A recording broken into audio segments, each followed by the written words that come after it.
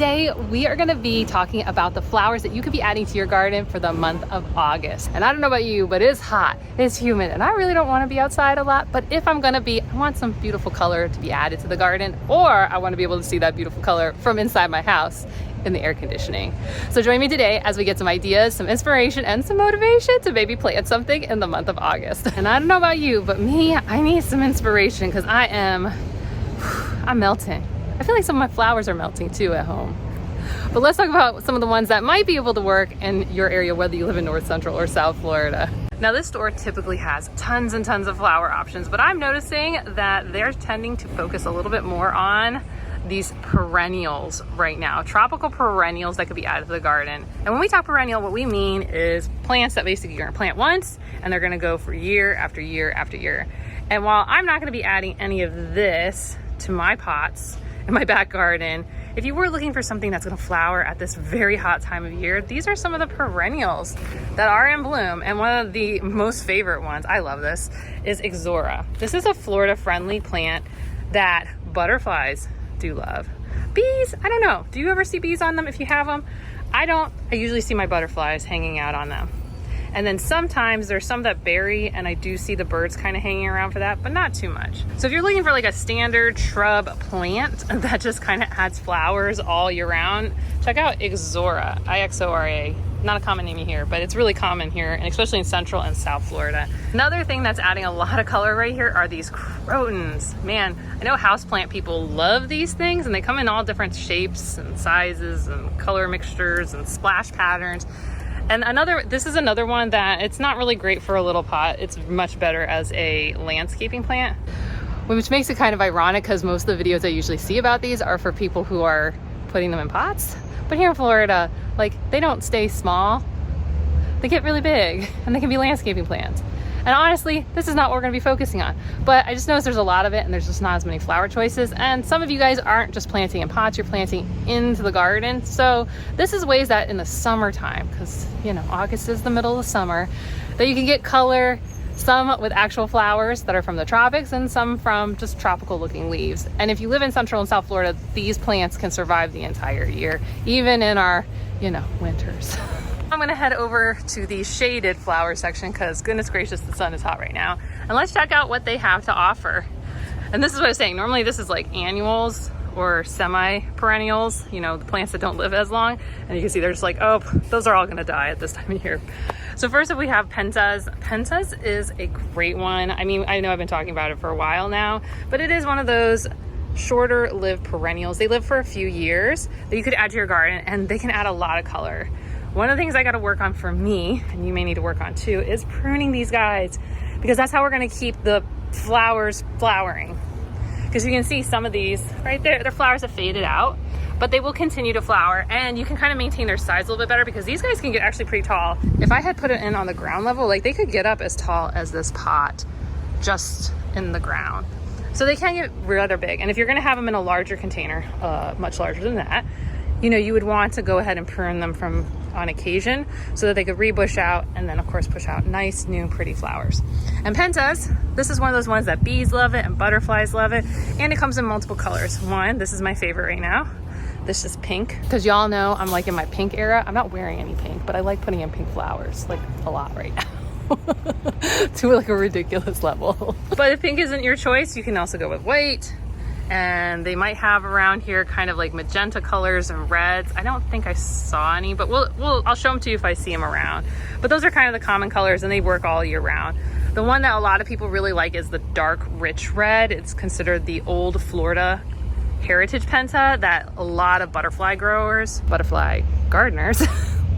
those one that they like to get because they feel that it attracts more butterflies than things like your pink pentas, your white pentas, and some of the other colors. Another one that's still staying strong through the summertime is our coreopsis. Oh, I'm super excited. I have loved this in my garden, both in my front yard and my backyard. I have it in a giant pot and I have it in the ground, and I love this right now, and especially with adding other colors to it. This has become one of my new favorites outside of our native coreopsis leavenworthii, which is the native type, which is also my favorite native wildflower. But as when it comes to Florida friendly wildflowers, this one I've been really liking. Maybe I'm just a sucker for Coreopsis in general, but like I really like this, and I really liked it with some of the combinations I've been able to make through the summer. For me, and what I'm gonna probably put in right now for the month of August, I'm not gonna put this in because I already have it front yard, backyard, and I don't need to add any more. But if I was starting something right now, well, it'd be hard for me to say no to this one. Okay, I tried this last month and I am just feeling like this has got to go into a semi-shade. This is a purple coneflower, but not echinacea. This is the Powwow Wildberry Coneflower. I tried this last month. I wonder if they have the actual scientific name. I wonder if it's in the echinacea family, which is my suspicion. But these faded out pretty quickly, and these all are looking a little sad. So they're providing them. It's the wrong time of year for echinacea type coneflowers. Rudbeckias is different, but echinacea type, like, I think maybe if you could get away with it, it would probably be in a semi-shade, but I haven't tested it. So you guys tell me if you think differently. Here is another type of coneflower, Cheyenne Spirit coneflower. These also are looking very stressed and sad to me. I mean, if you look at the leaves, and this is some of the stuff I look for with plants, even when I don't know them well, it's like, how are we looking? What are we doing? Like, we got a lot of like curled leaves and got that going on and a lot of that going on. Now, these do need to be like deadheaded and stuff, and maybe that's part of it, but I don't know. The plants just don't look happy. To me, I've been looking for more like vibrant green leaves. And this is like all looking kind of like, not vibrant as much as I would in spring, but you want more like this color and this color, even though I wouldn't buy this, but like this is all giving me kind of like, there's like brown undertones, like something's not happy here. So if you've been able to make this work, let me know. Also, what part of the state does it work for you right now? Like, are you in North Florida? Because I was able to travel at the end of the month of July to North Carolina. And I will tell you, the purple coneflowers, the native ones up there, look so good. Looks so good. But for where I live in Central Florida, man, coneflowers, like echinaceas, purple coneflowers, they were out like so many months ago. Like, we were done. So it's interesting. I know the climate can really impact how well these do. And I just feel like for me down here in St. Pete, for, you know, your zone 10s, like, I don't see this working very well. Maybe if you're zone 8, like, sure. But zone 10, like, we're done. I don't know why they're offering it. And this next one, I'm not really sure why they're offering this one right now, which is dahlias. This is another one that I think if it maybe was in a semi-shade location, maybe you were doing it like on a sun patio, maybe, I don't know. The heat right now, the humidity, maybe it would get the right sun. I'm not sure why they're offering that one either. My dahlia that I planted a little while ago that was gorgeous, like the plant's alive, it's kind of hiding under some other plants. That's kind of how I'm keeping it alive, but I don't foresee these liking lots of sun. And I am noticing that where they put it at this place doesn't give it as much sun either. More of those Coreopsis. And another one looking great. This is Angelonia. This is the pink one. I have the purple ones right now at home. I tested doing a nice little prune to see if the flowers would come back, and they did, which is really exciting because right now I would say my Angelonia looks like, again, so I'm thinking it might need another prune to like encourage it to put more flowers out, because this is the right time of year still for Angelonia. So if you're thinking Angelonia, you should. Now in my garden, I haven't really noticed any butterflies or bees really being excited about this plant, which I was kind of hopeful for because it has this flower shape that's very similar to foxgloves. And foxgloves I've seen in gardens around the area, I do see like bumblebees and bees in that. So maybe this is not as an exciting of a plant to them, though they do have it on the list of it attracts butterflies and hummingbirds, but I haven't seen them really interested in this. I've seen them interested in this, Coreopsis, but I haven't really seen them interested in this. Let me know your experience. Do they like it in your garden? Do they not like it? Behind, this is another perennial, so you can just kind of see the spaces are starting to be taken over by the perennials, but I think that's going to start to shift in the coming months. But that's just all Ixora, hibiscus, crotons, and cannas. Cannas can be a perennial plant here in Central Florida where I live. I have lots of neighbors who have ones that look like this. Well, not this shade. They're usually yellow.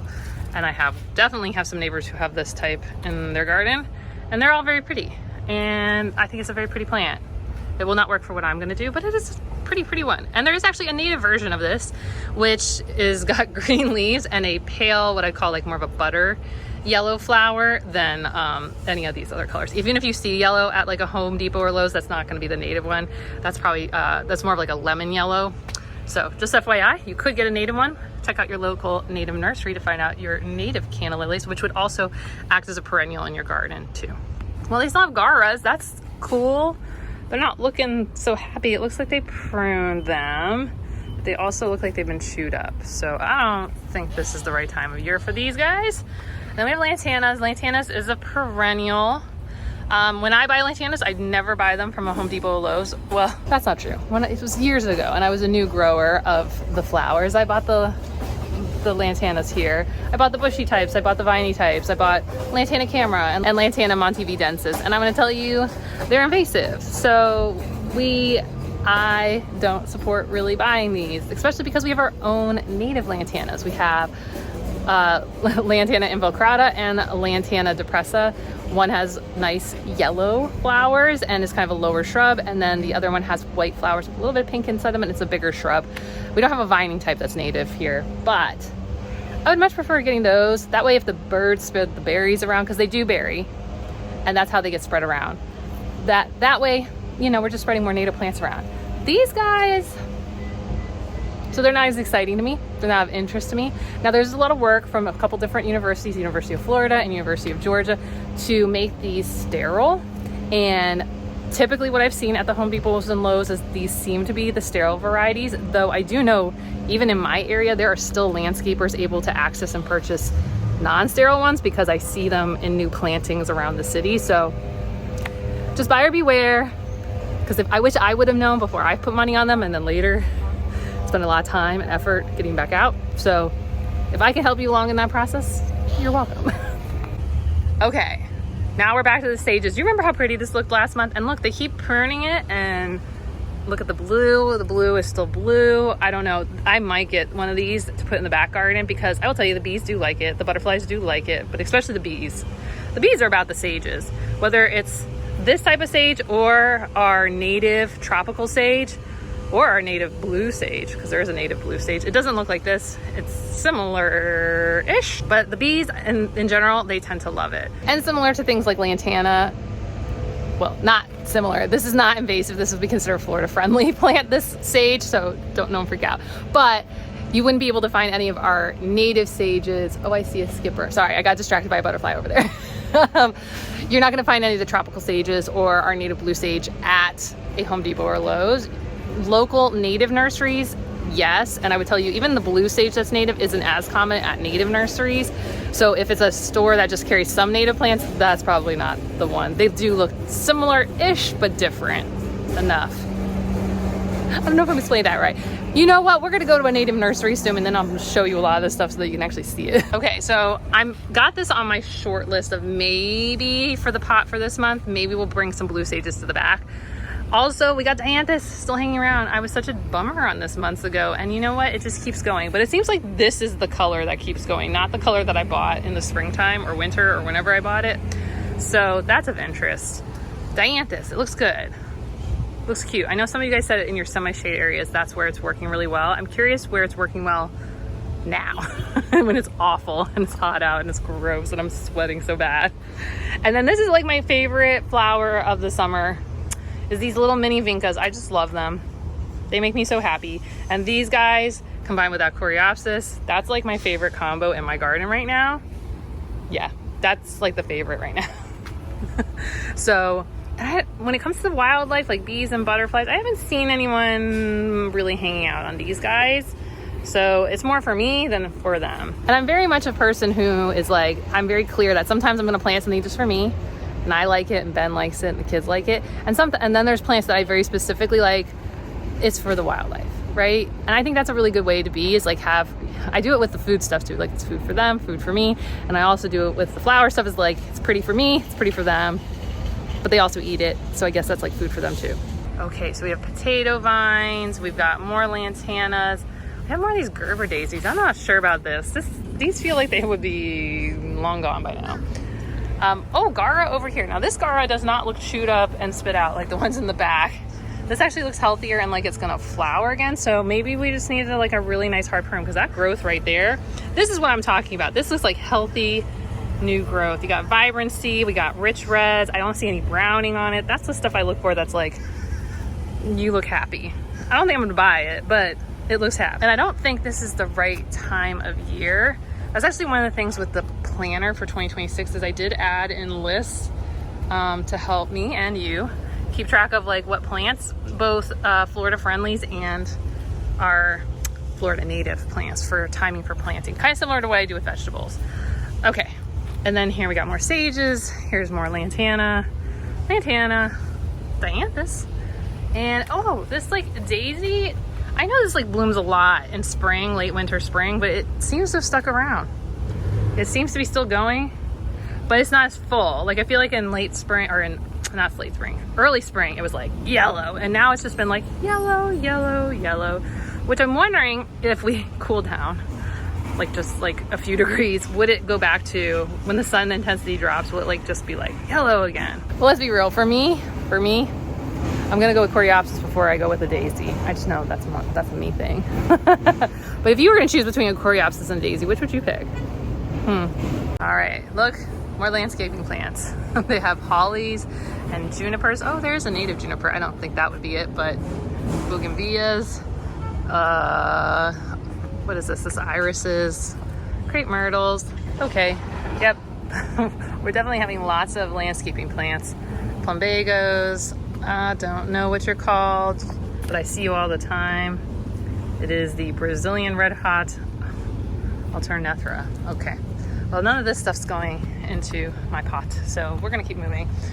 We have more vincas. It's the big vincas. They're pretty. I like the little vincas. If you picked between the big vincas and the little vincas, which would you pick? Would you pick big or little or both? Could be an option. And which color? Those pinks and those, that's not the pink I got last time. I like the pink that I got last time. And you can always check out the other month's videos for ideas too, because a lot of these plants will work month to month, especially in season, and we're still in summer, so yeah. But yeah, this reminds me of like flowers my mom would pick out for when she did plant flowers a long time ago. I feel like she would pick out these type of vincas and this color combination. We got some moss roses, aka purslane. More dianthus, but in a different color. Hey, that's fun. Oh, and you guys all were so great. You told me what this is. It's the Bluephoria. It's a mandevilla. I'm sorry, let me remind you what we saw. And I was super excited and I was like, what is that? It was the mandevillas. Thank you so much for all of those who got ahead of this. And I'm really happy that they actually put it out so that you guys could all see it. And this is a full sun pot plant climber. Flowers spring to fall. Well, we are in the middle of that. But how big does this thing get? Oh, I can't see. It's too bright out. But here, look at the flowers. They're beautiful. I can't tell how high this thing would get, but it's pretty. That's a cool color. Like, I love that. It looks like this pink, this like hot pink, and then it moves into this purple. That feels so tropical. Oh, here's the vincas that I love. Here's the pink ones I love. This is not the purple. This is a different color, but whatever. I don't know. I like mini vincas. They're just my thing. And then we're gonna move over into, let's see, more hibiscus, grasses, Mexican heather, which has been overgrown in the trays. And then here's some of the other pentas. So here you can see a, what would you call that? Like a magenta? And it's in these 6-packs. So I feel like they're about ready to turn some flowers because it looks like a little bit of the stuff's overgrown. We have our blue days and volcronos, and we have, oh, this thing, this scaviola. I've been keeping my eye out trying to see if I see this planted anywhere. Have not seen it. Curious if you guys have seen it somewhere. Scavola. It just has like a really interesting flower shape. Also, I'm so sorry with the noise sometimes. Like, there's just lots of guys who have trucks with no mufflers on it or limited mufflers, and they're just so loud. And I do my best to pause, but sometimes there's just too many of them. So sorry. Back to the flowers. Okay, this is all perennial. I know there's more non-perennial, more of our annuals that we would use in the pot because we like to flip the pots. That's at least what I like to do. And let's see. Yeah, it's just a lot of perennials right now. Here's more of that scavola. Is it on their list? I don't even think it's on their list. S. I don't know. I can't keep looking at this because I'm melting in the sun. All right, what do we got? Okay, we have other stuff here. We have our shrimp plant. They don't call it a shrimp plant. It's called something else. What's it called? Corsandra. Sorry. I call it shrimp plant. It's a shrimp plant. It's a shrimp plant because you got that. There's a green one, which is highly invasive, but the orange one's not. It's Florida friendly. So fun times for us. we can add purple to our garden. This one, if I remember right, is an invasive, but you could tell me wrong. It technically has flowers on it. This is one that if you were gonna do it, I would be very careful, because I know with like cuttings and stuff like that, it can definitely spread, but the bees do like the flowers, so that's the thing. And then here's another invasive species, which is Mexican petunia. This is the white version of it. This is super aggressively invasive, and I know lots of people who got it in their yard, can't get it out of their yard. That includes me. I have the purple version. At least mine's surrounded by cement and it doesn't seed, but it is very hard to get out if you ever get it. This is another one that I know that they worked on at University of Florida, University of Georgia for sterile versions, or I think it was them, but just FYI. And I think this is one of the tricky things when you see these things, because like people talk about Florida friendly and then people see these like labels that say flowers for Florida, and okay, like it's not just like, oh, I knew. No, I didn't know. In the beginning, when you see things like Florida, you know, you're thinking Florida friendly and this says flowers for Florida or friendly Florida or something like that. It sounds so similar. As a new gardener, you're like, yeah, sure, that's probably a good thing to get. So I'm here just to help you. Sorry. So I'm just here to help you be more informed before you make purchases. And then you do what you want with your money, okay? Okay, so we're just on the same page. But I did want to give you that heads up because I got confused by that many years ago. And I wouldn't want people to buy stuff that later on they really regret if they were trying to go with Florida friendlies. I feel like this is the time of year when we tend to see a lot more invasive species in here, because the invasive ones tend to take off in the summertime. And speaking of invasive species, dun dun dun, here we have tropical milkweed, also called scarlet milkweed, and it will go under other names, aka Asclepias curavasica. And this has just been moved to the invasive species list so in July, this just got added to the Florida invasive species list. There's been a lot of years where there's discussion about whether this was going to go on or not. There's a whole process for a plant to get to, for it to end up on the list. It's not taken lightly. It's not just done arbitrarily. What you will know is that you're going to still see it at stores. Because as much as I tell you plants are invasive, invasive plants are technically allowed to be sold here in Florida. So you're going to see them in stores. They cannot sell what's listed as a noxious weed. So like in the world of like classification, there's, I guess like we're gonna go good, bad, because I guess since this is over here, this will be on the bad side, right? Good, best would be native to your specific county, your ecosystem, native to your region, native to the state. Like that's like the best stuff you could ever grow in any capacity. And then we have what we call our Florida friendlies, right? They've been tested and shown not to spread into wild areas. This would be the Florida friendlies. Florida friendlies are things that places like University of Florida has specifically tested. They've worked with our the people who work in the wild areas, like your national parks, your state parks, your local parks, to see if that plant's spreading. Then we have like, we'll call just their plants. They're not on the Florida friendly list, they're not on the Florida native list, but they're not on the invasive plants, so they could end up Florida friendly maybe down the road, or they're not as Florida friendly, but they're not invasive, or they're on monitor to as a potential invasive. And there are lots of plants that are on that potentially invasive list that most of you and I don't get to see, and I only found them just because I've done a lot of research or from talking from people that are much more involved than I am in that world. Then we have the invasive plants, and there's three categories. You have Cat 1, Cat 2, Cat 3, and how invasive. Cat 1's the worst, Cat 3's the least worst.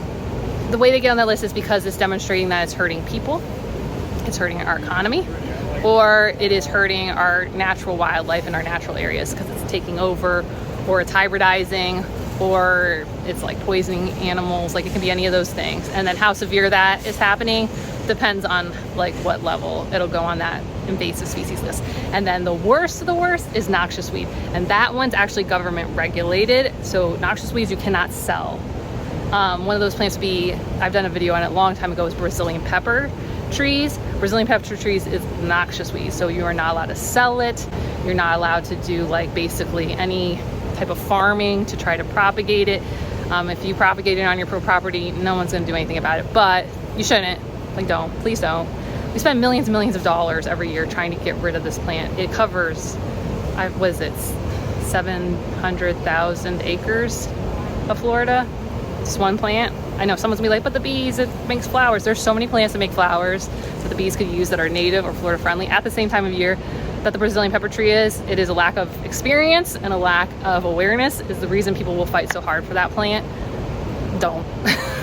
But once you know what it looks like, you're gonna be like, you said it was everywhere, and then now that I know what it looks like, you're right, it's everywhere, like everywhere. Like every time I drive around now, I see it everywhere, and I'm like, I know, it's everywhere. But I just like to help with that.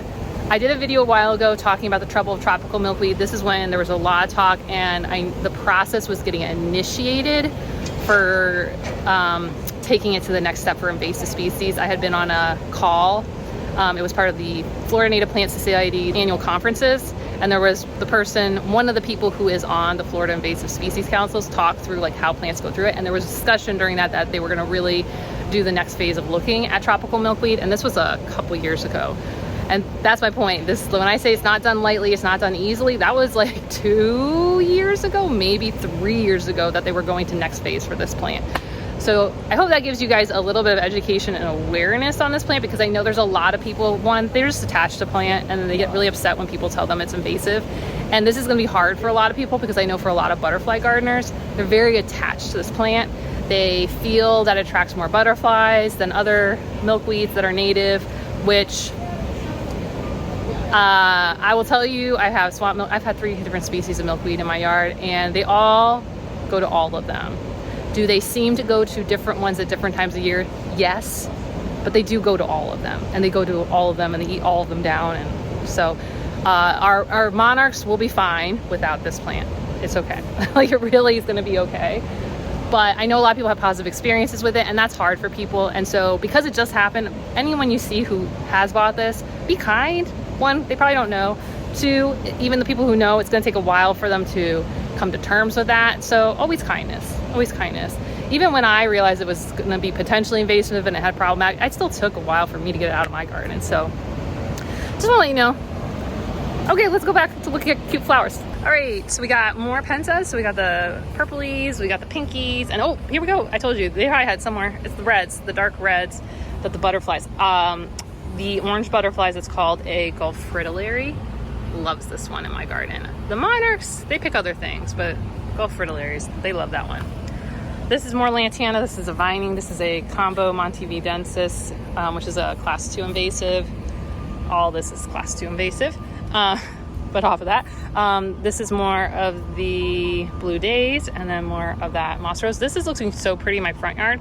It looks stressed in my pots in the back. I'm not really quite sure what's going on with that. Maybe it needs a little bit more water, a little bit more shade. I don't know, but it's a cute one. You can still add it this time of year. More of this balloon plant, sun patience, lantana, more sun patience. They do look a little stressed right now. And more sun patience. Some patience, some patience. They're more leafy than they are flowery, but they still bring some color, which is nice. Ooh, look at that color combo. That's pretty. Pretty, pretty, pretty. Bananas. My first banana ever came from like a Home Depot or a Lowe's. All right, these are more not annuals, and then we just got pentas, pentas, pentas, pentas, pentas. You I'm melting would be an understatement. It's just so hot, even in the shade. This is hot. That's okay, we're gonna keep it moving. We're gonna go take a look at the flowers back here. Okay, over here we got white angelonias, pale purple angelonias. These ones look a little bit more stressed. I don't know if it's because they're more in the shade, or maybe these colors don't work as well as like the richer, more vibrant ones. That could be possible. Orangey sun patience. I feel like these are the best looking sun patience out of all the colors lately. And then we got more lantanas, Mexican heather that looks overgrown. Wow, look at those begonias. They're happy in the shade. I feel like they're definitely living their tropical life in the shade right now. I don't have a shady place to put those, but if I did, they're really pretty right now. Nope, nope, nope, nope. Gingers. I mean, these are totally the right time of year, but I don't think I'm adding any ginger. Oh, that looks like a mosquito catcher. That's one of the problems with some of the tropical plants is they like to retain water, and then the mosquitoes lay their eggs, but those are pretty. That's very pretty. I feel like that's more of a landscape though. That's not a pot, but maybe you would do it in a pot. Have you done this one in a pot? Oh, my friend Isabel has so many caladiums. She's a big fan of the caladiums. They still just read Christmas to me, so I can't with the summertime be like caladium. But I love that pattern. That's so pretty. You know, but maybe it's like more like Christmas in July, even though it's August, but that's pretty. Pretty, pretty, pretty. But I feel like we're on the tail end for this. You tell me though. This feels later. All right, who else we got? I'm legitimately avoiding going out in that very, very, very sunny area because I do not, I'm like, ugh, right now. Ugh, ugh, ugh. My brain is starting to melt too a little bit, I can tell. All right, what do we got? Is this sage? Yeah, oh, it says salvia. But this is is this the same type? It's very purpley, but that could be because they're in teeny tinies. I wouldn't get those right now. Oh, there's more of those scolia. I might have to do a quick Google because I'm curious, and maybe my Calambrocha, is that the word I'm looking for? No, Perennials, no. One of the little flowers that was underneath the angelonia, whichever it was, it died. So maybe I replaced it with that, but then it's like purple, and that's kind of weird. I don't know, maybe. I'm not mad at it. Can you give me some fun facts? Spring, summer, fall, heck yeah, we're in summer. How big do you get? Oh, here we go. Water 2 times per week. Well, it's summer. 8 inches high. Okay, this could be like a little ground cover thing. Yeah, maybe we try it. I don't know. What do you guys think? Marigolds. Still sticking around. And then we got vincas. And more vincas. These are like medium, but maybe they're meant to be big. Ooh, look at this celosia. And it's pink. We love pink. Huh. Well, I lost that coneflower. Maybe. And the speedwells do look a little stressed, but I know some of y'all said I could prune them and they should like bounce back. So maybe some pink. Maybe some celosias with the pentas. I feel like the structure's not right, but I don't know. I like those. I'm thinking maybe. Vincas. Ooh, and yellow celosia. That's cute. That one's cuter. But that's cute. Who likes celosia? That would be a good question to ask. Another question is, they're definitely in the shady section, and this is going to be like full sun section. So I don't know that they would be happy. They might die on me. But it's in, I don't know. Brain melting. There's like sweat dripping down my arm right now. Okay, let's keep going. Smaller begonias, but they're the bright green ones versus the reddish leaf ones. So it seems like when we were in wintertime, we could get away with the dark leaves, but now that we're in like full blasting sun, we need the bright green because they're gonna go into the semi-shades or shades. We got more celosia, more vinca, celosia, marigolds. Would I want to do that? Like that with the angelonia? Am I being converted into a marigold? Because that one's pretty. To me, no. But that one's kind of cool. I don't know. And they're little pots, and they're only $1.98. Okay. Those would be easy to tuck in and around the angelonia that's purple. We're going to think about that guy. And then more and more. Told you, like certain flowers, they're starting to grow on me. Not literally grow on me, but like I knew it. Those variegated, multicolored marigolds. I'm like, I kind of wondered if they were going to grow on me. And they have. All right, this is all looking very perennial. Mosquito holders. Very perennial mosquito holders. These ones, Ooh, but pineapple. There's pineapples. If you didn't want to start your own, I guess you could just go ahead and buy them. That's cool.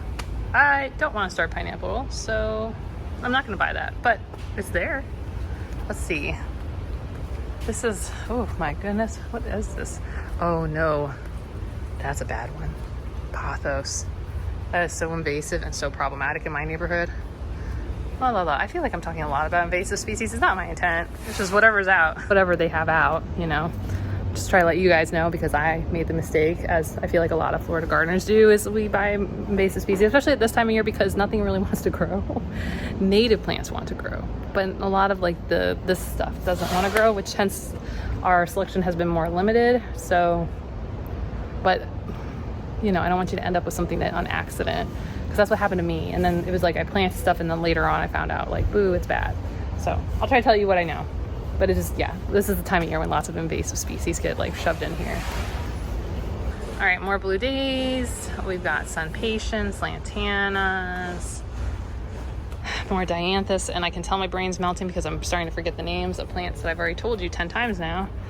Plumbangos is a shrub. Gora, those ones look good too, but those are big pots. And more lantanas. I'm trying to see if there's anything different, especially out in that sunny area, because I really don't want to stand in it. You know, those cone flowers look good. They're in like full sun location.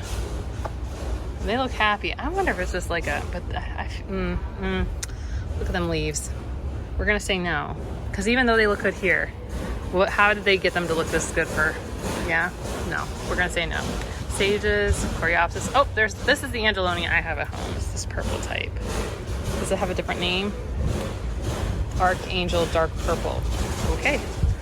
Versus the dark rose. Okay. So we got dark purple versus dark rose. The dark rose is very pretty. I do really like that. I have to have a think about what I'm gonna end up getting. Daisies. More of those cone flowers. That's actually a really cute combination, though I don't think these are the right time of years for them, but that's cute. And then everything else looks pretty much the same. Oh, and this is the Mex petunia. This is what it classically looks like. So they had the whites out front, but that's what it looks like. I have that one in my yard, and yes, they're all invasive. Doesn't matter what color. Okay, so now we're at the part where I'm gonna have a little bit of a think. I'm gonna think, and pick out what I'm going to pick out to either backfill. I might pull something. I gotta think about what I have, and then we'll rejoin back at the house. Okay, see you soon. And we're back. We are back at the hot house. Oh my gosh, it's so hot out. Just moving the stuff from the front to the back I used my trusty cart, but oh my goodness. And I'm planting in the middle of the day. Not the best idea, but we gotta kind of get it done. It is what it is. We're gonna make it work. I've put on extra 65 SPF sunscreen. I've got my big hat so that we can make our way out there and plant these guys. But let me show you what I got, what's happening. Yeah, my pots, they look so good. And then usually about a week before I film this video, they start to look really stressed out. So now my brain can work. It's the calambrochas. You can see they have totally died. Those were those little pink flowers. They were getting shaded by the angelonia. They were looking good, and then nah. The angelonia actually looks good. It probably just needs a prune, but I'm thinking I'm gonna take that out, and we're gonna just redo this pot for funsies. This one, the speedwells, you guys called it. You said probably too much sun in this spot, and that side looks stressed. This side that gets shade, you can see some of it popping through still. It looks good. Penta looks great. Looks great. So I have some ideas for cutting this back and then backfilling where we had those cone flowers that ended up not working out. And then this one, we're gonna keep letting it go. This is the sun patience. They're just getting kind of long and leggy, and maybe next month I'll go ahead and replace them just because. And then back here, we have our coreopsis with our vincas. They're just so happy. They're just, honestly, I feel like this should go there and that should go, but I don't want to do that in this heat. So, but that's what the way they're looking at. So I feel like this, kind of ignore that. This looks really cute, but I feel like it's a lot of pink, and I love the pink, but maybe we need to do something to spice up the pink. And then over here, just so you guys can keep seeing how everything's going, there's the little purple vincas. Looks so cute. And then this is what I was saying, you see the moss roses, there's like this orangey tinging that kind of makes me feel like they're not the happiest, but they're still blooming. They look great. And then here's that ageratum. It's looking great. It hasn't been putting out as many flowers. It's starting to pick back up again. The dahlia might have died, honestly. I don't know if, oh, yep, it just finally died. So that's what those are looking like. So there's color, but not quite. But those look so good, and I feel like as soon as I feel like once we cool down or the sun drops just a little bit of intensity, this is gonna start bouncing back and looking really cute again. So I kind of wanna let it go as long as I can move into other pots. So I'm gonna let that keep going, and that keep going. And then we'll definitely let this keep going for another month. I don't know if you can see below, but the calanchos are still there. This one's still alive. Actually, both of them are still alive. So we're gonna leave the calanchos and the sun patience, the pentas, the coreopsis and the vincas, and we're gonna redo this and this with what I got. So let's go check out what I got. So the first thing that I got to replace the purple angelonia is another purple angelonia. This is an impatient thing. This is kind of like what I did with the coreopsis a couple months ago, where I pulled 3 out and then I just put 1 new one in. But it worked out really well because all those coreopsises bounced back, they look great, and they're up front. So now I'm kind of thinking the same idea. I'm gonna take the one angelonia out and I'm gonna replace it with another purple angelonia. And I think that's gonna be really pretty with what I'm gonna pair it with. And what am I gonna pair it with? Well, you know what it's gonna be. It's those pink celosia. I'm really excited to try these pink celosia. I've never grown celosia before. I've watched it for a long time and I thought about it back in the springtime period. And I'm a little concerned that this is gonna be too sunny of a location, but honestly, I'm just going with it. We have a lot of rain clouds on the near horizon for the next couple weeks, but I think this is gonna be kind of fun texturally.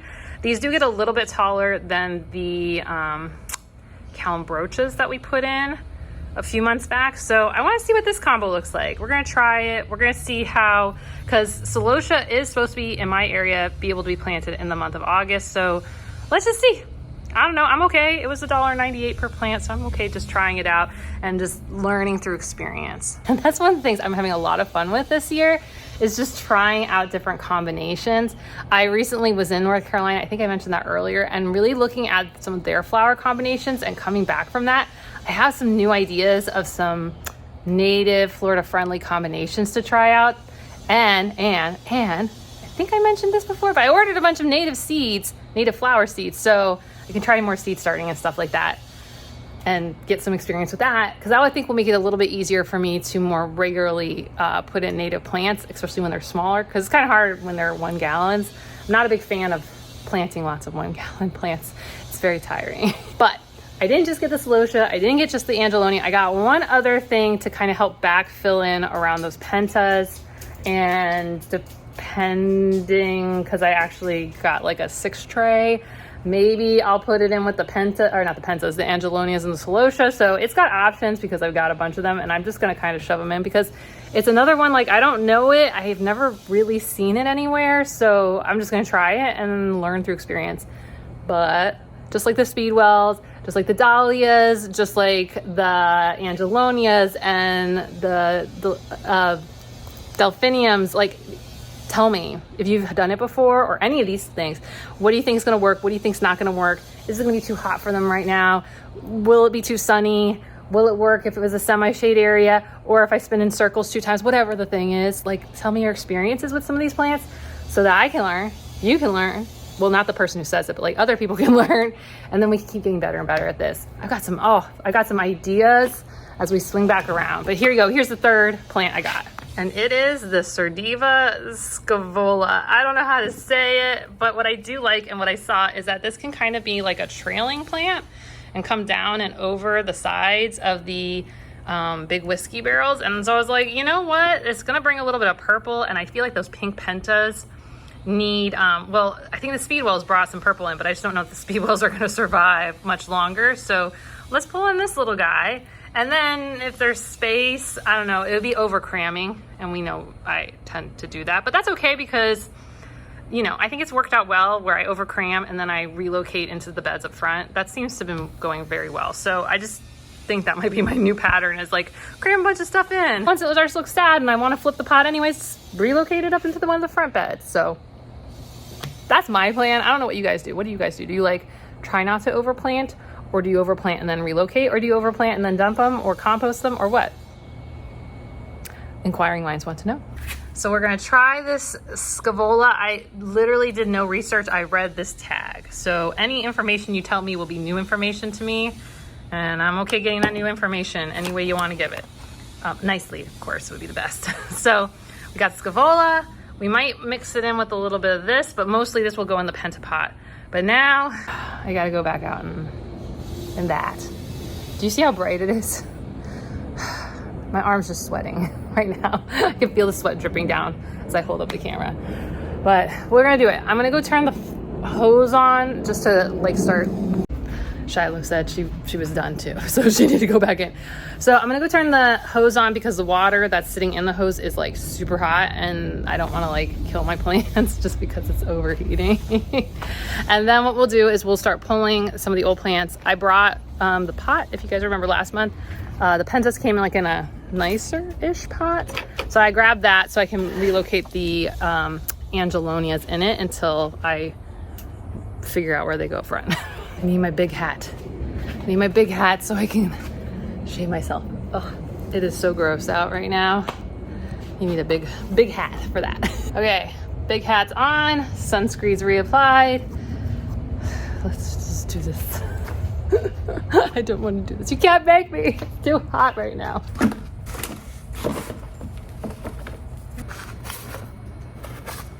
Ooh, let's hurry. There's a cloud over the sun right now. Let's try to get as much done as we can. First up, we're gonna remove all this older speedwell flowers that are spent and see if we can encourage some happier growth, especially on this side. I don't, because this looks happy. This looks happy. But as it moves towards the sunnier section, it does not look happy. Same thing on this side. This side looks awful. Like, it looks like it is so sad. I'm gonna give it a hard prune, but I feel like this is just a goner plant. This says to me goner. It's got white flies all over it. So we're gonna say goodbye to this one. We'll leave the other one in. The bees did like it though. Okay, so I'm gonna take this out. We're gonna take out this angelonia. It looks happy overall. It looks like it's actually 2 plants, which is even more fun. You can see the calambrochas that are very dead. So there was 3 of them in here, and they are for sure dead. I'm just gonna use them as like chop and drop in the vegetable bed because they're not gonna seed. And we're just gonna gently come around the plant. So this was originally like a 1 galloner. We're just gonna come around, see if the roots spread really far. Lift. Yeah, right there. It seems very dry. All right, first one going in is gonna be this angelonia. You can see how much soil drop there's been. Holy moly guacamole. So we're gonna come bring this all out. This is also part of the reason I wanted to add some moisture, because goodness gracious, has this thing dropped quite a bit. I could add some more soil on top because I do have some bag soil. I try to keep a couple on hand at all times. Let's see where we end up, because we do have more plants to add in, but that's our first one. Oh, I didn't put the pretty side out. Hold on. Rookie move, rookie move, rookie move. Okay, hold on. Let me turn this so the cute side faces the patio. There we go. There we go. There we go. So now more of the flowers are that way. 5 of these celosia. So my idea was to go big. So I think we're gonna do like 1, 2, because I usually see the pots from this way, from the house and the patio. So I figure I put 2 instead of, I could do the 3. So no, don't fall down. And the 5th one goes here, knowing it might not get as much sun. Okay, so that's kind of the idea. What do you think? Okay, let's put them in. Then you can really see what it looks like. Let's get the first one in. Let's get it nice and deep. Oh, and we're hitting muddy water, which on a level I feel like is a good thing right now, because this is so hot. Everybody needs a drink. Everyone's gonna dehydrate so fast right now. Oh, it's a little drier here. The nice thing about having this a little damp, not too damp though. Oh, you can see it's filling with water. Cool, I got the high side of the pot. A little bit sloppy, a little bit messy. 2 more of these guys to go. I'm glad this goes quick, because goodness gracious, is it hot right now.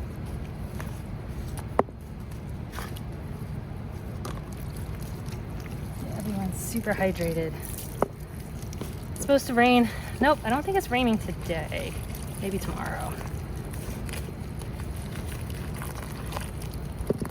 And based on how big these are gonna be, I've overstuffed this pot, but I'm okay with that.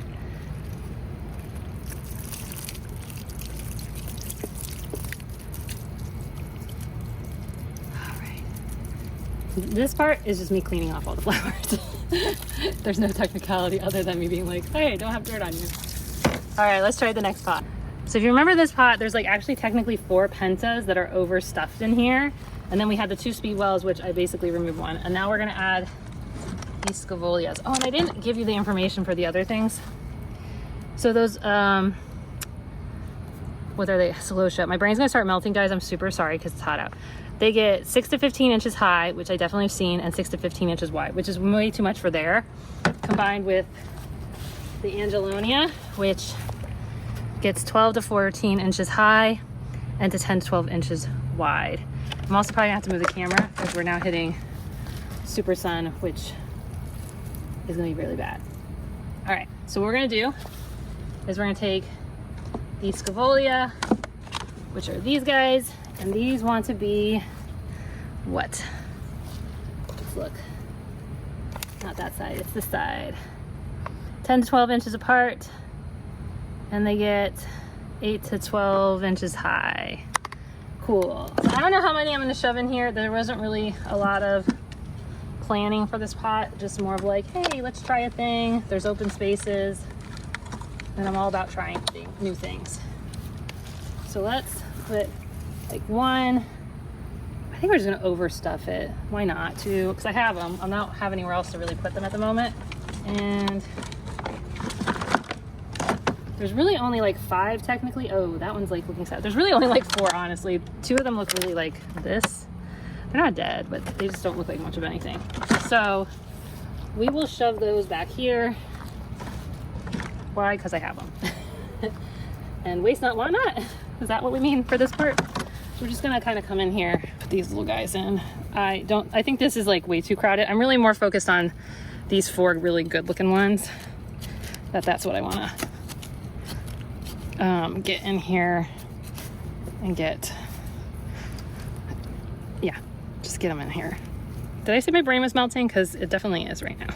Let's hope that they can withstand this intense sun, because it is like so intense. It's not the heat. It legitimately is not. I can handle a lot of heat, but the sun is just another level. Though, fun fact, I did look to see, since some of my ancestors come from Sicily, I was like, how sunny does it get there? Apparently also it gets to index 11, so ancestrally speaking, apparently I should be able to handle it. Or at least that part of me should be able to.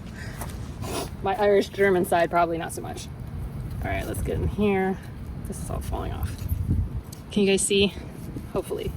I think that's all she wrote. Let's take a look. Here is where we're heading with these beautiful pots. We still have our sun patience, which looks so good. I'm gonna wait for these guys to start perking back up. I'll come back out here in a day or two. Hopefully they've settled and then they start dripping over the sides, which would be super cute. But I really think this is the star of our show, right? We're all for this. This looks super cute. I can't wait to see how this continues to grow and fill in. Oh boy, am I sweating. And is it sunny out there? Whew. But I'm loving the way this is looking. It gets me excited to be in the air conditioning, looking at it.